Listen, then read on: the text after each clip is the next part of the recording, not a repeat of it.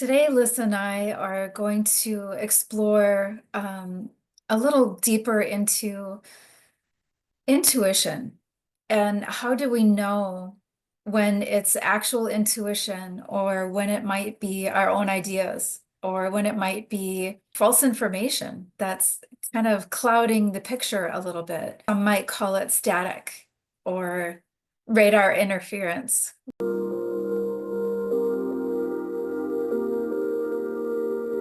Hi, and welcome to Light for Life. If you are returning to our channel, thank you. We value and appreciate you. Our aim is to shine a bright light on your inner splendor and assist to connect you to your magnificence via what we intend to be enlightened sharing, potentially educational and hopefully entertaining information, as well as encouragement for new perspectives. If you are new here, you are most welcome. We do hope that you will find our content highly beneficial and enjoyable. I am Liss. I'm a science of mind practitioner and a teacher of various healing modalities applicable to all aspects of the self and this life. And I am Lori. I am a holistic wellness researcher and educator. Welcome to Connections with Liss and Lori. We use the space to offer our perspective regarding multiple different topics that we certainly hope you find inspiring. How to really get a better idea of when your intuition is really giving you a message and when you might hear a little squawking in the background, if that makes sense. Yes, honey, like with all things, in my view, how well that faculty can function is a product of how well we are. So none of our gifts, none of our abilities, even our physical body systems, nothing is going to function optimally if we are not well. And so when it comes to things like instinct and intuition, our radar, that is going to have excess static, white noise, distractions and distortions to the exact extent that we are holding those in our own belief systems, to the exact extent to which we hold false conditioning and false programming and beliefs in our own minds, and the load of our negative emotional weight. Because what is magnetized to that is not necessarily coming from our higher intuition, but coming, in fact, from the wound that caused the emotional load in the first place.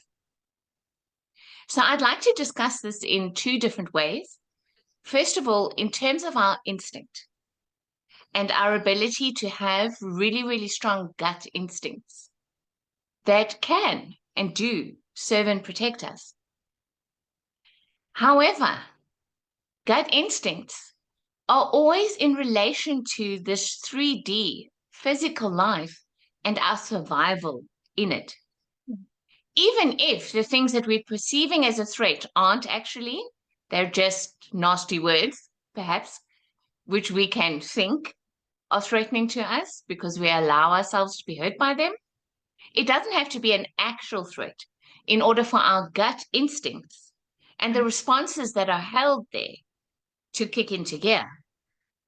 So it's very much to do with our ego, our personality, our small self, and our 3D materialistic life.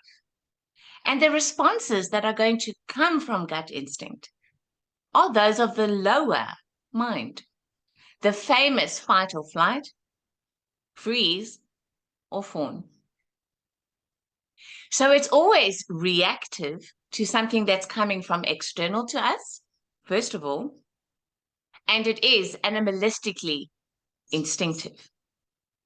And our wounds are what determine the extent to which we operate in that. So we can literally use our reactivity as a gauge of our healing and our growth. Because the more whole we become, the less reactive we are. And then we heal our gut instinct too. as a faculty of genuine protection, where you get that instant feeling intensely and all your hairs stand up, or when you just know that somebody is not to be trusted. Those are healthy gut instincts that aren't coming from some broken, frightened, insecure, or traumatized place. But our intuition is what is functioning from our higher mind, the little voice that whispers, the light that guides, the precognition, that sense of knowing without knowing how we know. Those are functions of the higher mind. And we can have a whole bunch of interference there too. If we're attached to false beliefs and false light, then we can be receiving all sorts of things that we think are fantastic, that don't contain an ounce of truth. Mm. So learning how to discern and how to heal the faculty of our intuition is just as important as learning how to be less reactive when it comes to our instinctive responses. So many thoughts running through my mind right now and thinking of so many people. So when we get what we think is intuitive guidance, what's a good way to know whether or not there's a filter between a false belief and what we think is intuition, or a program running in a background that we might not even know is running, and we think that it's intuition, and it's really not. It's chatter. It's thought, perception. For me, the best way to know is, first of all, like with everything else, to exercise awareness in brutal self-honesty and to actually hold up the self and the experiences in life to a mirror and ask yourself, this area of life, this area that I think I'm receiving intuition about, is this a problem area in my life? Is this an area in which I've had a lot of bad experiences? Is this an area in which I suppress my truth and my emotions and my trauma? Is this an area where I know I am not healed? Or at least I haven't even looked at starting a healing journey. Because that's how you measure the accuracy of what you think you're intuiting. It's going to be based off of how much healing in that area you have done. So if it's an area of life that you've always sailed in, you've never had any trauma or difficulty or problems, no false beliefs, you've got an incredibly positive mindset about it, and an intuition comes, then 100% of the time you can trust that, because you know it's not an issue-riddled area of your life. But by contrast, if you get what you think is an intuition in an area that you've always struggled with and still do actively, then that intuition is more like the whisper that says, this is what we need to heal, than this is guidance, in my view. Yeah, that's interesting. I always agree with you, but I can think of times in my life that I have been under significant stress, and they were for lack of a better word, trigger points for me. They were areas that I was working on healing, and the information that I received during those times was nothing less than direct communication with something that I can't see, feel, taste, touch, or smell. And the accuracy was shocking. I mean, it was Oh, like absolutely. yeah, there was no way that I could possibly know these things, but there they were. So I think there's always the flip side of the coin, right? Absolutely. Sometimes when the energy is really high and really intense, there's a flow there. I would actually put it in a third category and not Okay. a flip side, all of its own. And it's the category that I would label practice. Because none of us are completely healed, right? Right. Even in areas that we think, I've aced that one's done. It comes back around the next decade and we see new nuances or new subtleties or new facets that we haven't processed. So Yeah. healed.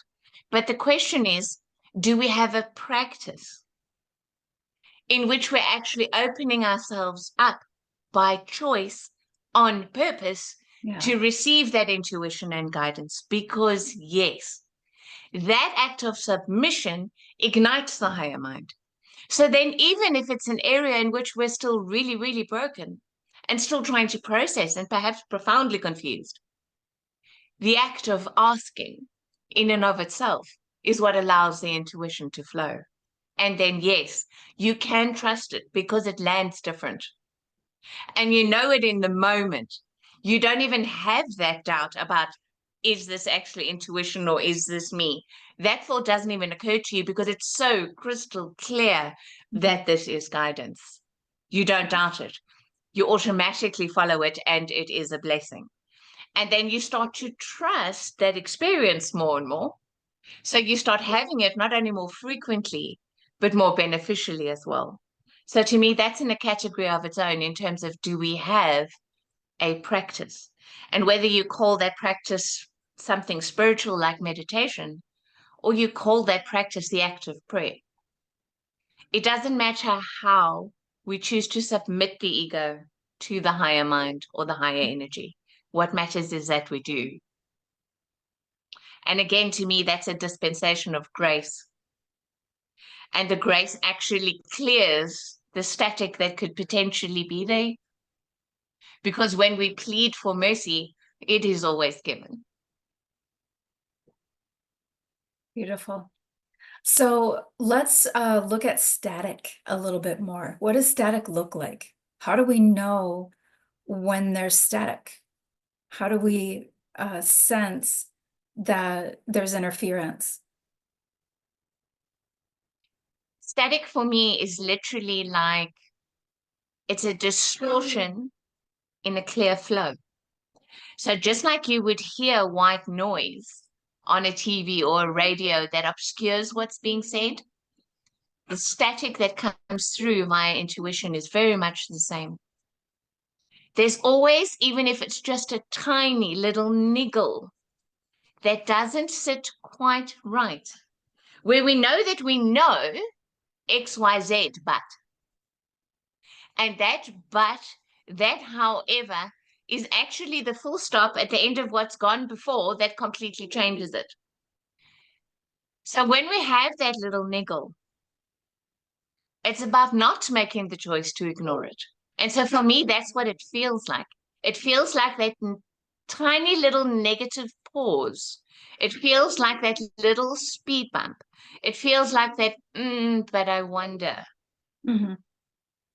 And it's an art not to instantly dismiss that, but to actually stop at that little pause, to slow down at that little speed bump, and to actually entertain that, but I wonder, for long enough for our higher awareness to kick in and go, no, no, no, no. This is your insecurity talking, or this is your experience from the past, or this is this other thing that you still haven't looked at, or this is your inability to actually trust, whatever it might be. But to take that split second, there's always that split second to reevaluate and be honest with ourselves. Because there's always just that little niggle, that little uncomfortable, and we can become sensitive to it. I agree. I think the key really is that just like everything else, this is a practice to learn how to crawl and how to walk and how to feed ourselves without spilling food all over ourselves, how to do all of the things that a child learns how to do. This is really no different, in my opinion. This is just another thing that we learn to do throughout our life. And in the process of that, there are times when it is crystal clear that information is presented to you. And then for me, there are times if there's just the slightest question, that's my pause. If I question even the teeniest, tiniest portion, or if there's any question at all, that's when I sit with it more. And I like you said, I really um uh, practice the pause is overused, but I really just kind of sit and wait. I listen deeper. I listen harder. I wait. Or sometimes I just have to wait for it to unfold as part of my lesson in the learning process. Time will always reveal if that was actually information or if it was an idea that I had. If there was any question at all, time will show me what the answer to that question is. One of my favorite um, cliches in this regard is that if it's a good idea today, it's still going to be a good idea tomorrow. So in this regard, if it's true today, it's still going to be true tomorrow. If it's right, it'll still be right in the morning. And so for me, I tend to err on the side of that extra little bit of caution, of actually giving it time, of giving it a window. And then, like you say, it does. The crystal clarity of it only improves when it is actually of the light. Because most of the time, I think when we fall for intuition that wasn't accurate or guidance that isn't right, it's because we actually deliberately choose to allow ourselves to be deceived by the glimmer.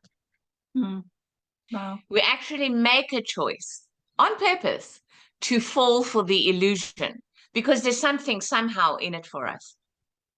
And so we allow ourselves to be deceived.